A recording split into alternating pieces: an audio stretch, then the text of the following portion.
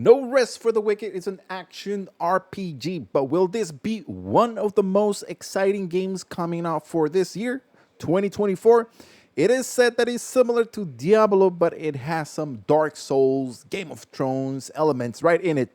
Now, the game is being developed by Moon Studios, the creator of Ori and the Blind Forest. This was a very fun and also challenging game. But in the game, players will create their own character, collect weapons, battle monsters, the church, and different other enemies.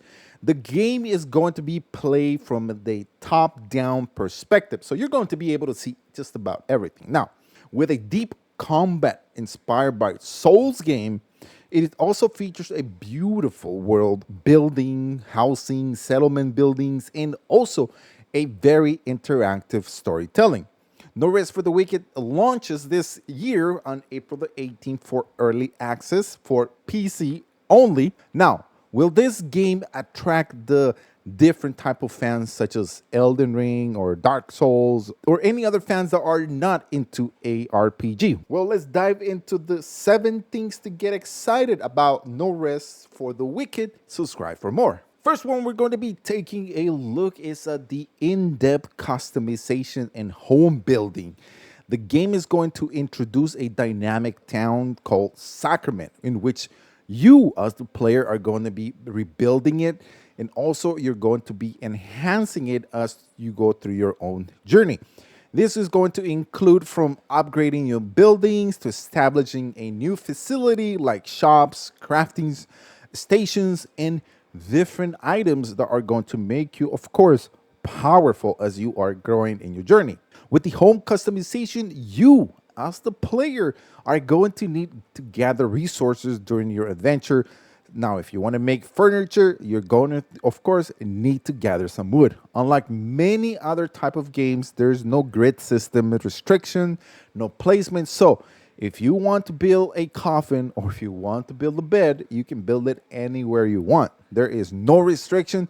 So I think that is quite of a fun way to a lot of fans enjoy this type of game. Now, how about this engaging and dynamic world? The game is going to be designed to encourage you as a player to go out there, adventure. If you want to go collect weapons or if you want to look for that hidden reward or those secret items, you're going to be able to do that. The exploration, the elements are designed to reward your curiosity and bravery.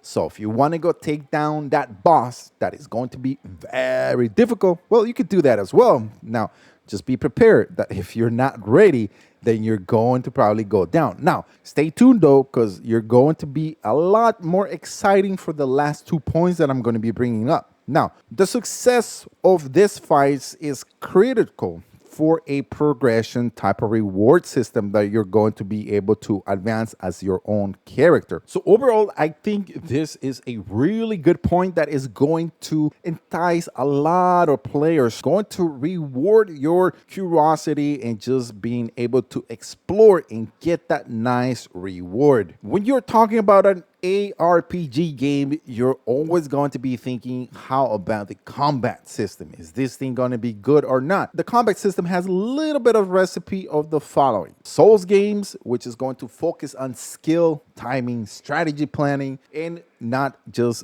button smashing. No. This is not your RPG type of game that you're going to be just smashing to be able to win. This, you got to be very strategic. Combat system for the game is both intricate and rewarding. It's going to allow for significant customization for players' characters and combat styles. As a player, you're going to be able to switch from a fast-paced dual dagger attacks to a more defensive sword and shield setup. So in a way, the game is going to cater on your playing style. So you want to stay tuned for my last point on that one. Each weapon combat system style is going to offer you a unique advantage, such as quicker movements, better defense mechanics, in which you're going to be challenged as you are going through your own journey. Despite the high difficulty often associated with the Souls type of games. If you play Elden Ring or Dark Souls, you know those games are really tough. Now,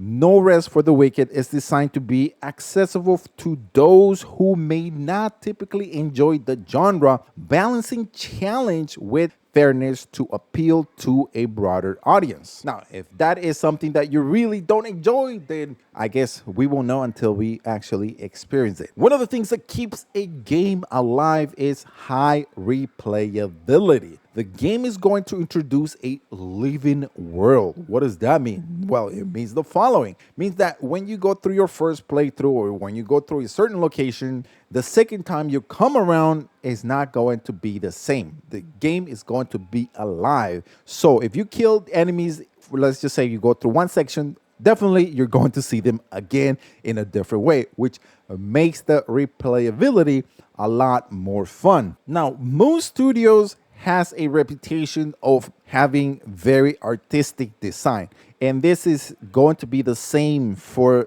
No Rest for the Wicked. The game is going to look beautiful. I mean, if you guys are able to see here in this type of gameplay, you're seeing how unique the style of this game is going to be.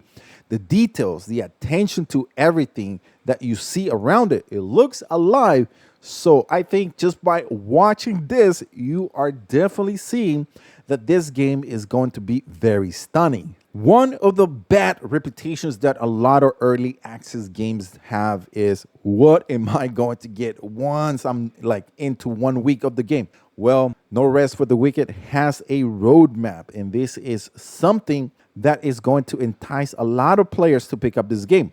Not only are you going to have early access, but you're also going to have a multiplayer that you're going to be able to play with 3 other friends. Additionally, you're going to be able to get a new area called The Breach, also additional items that are going to be added to the game. So overall, No Rest for the Wicked is looking good. Now, this is what I feel is going to get a lot of players really hype. And this is going to be, you want to play the game, you play it the way you want to play it. No Rest for the Wicked is going to use a soft class system, meaning if you want to prioritize on weapons rather than picking up that specific class role, such as like a mage that makes him very OP, or if you want to be a warrior, or if you want to be any other type of class, now labeling up is going to earn stat points that you can put into your HP, intelligence, dexterity, strength, and stamina. Stats like intelligence, of course, with dexterity and strength are going to make your weapons very powerful. And I like the way they're making the game with the weapons, allowing us to become stronger with the weapon rather than the class, which I feel is going to be a huge plus if you pick up this game. There you go. Those are the 7 exciting things. So if you are excited about this game, or if you've never heard about this game until now, let me know in the comment section below. Don't forget to subscribe, turn down notifications to all, and we'll see you guys on the next video.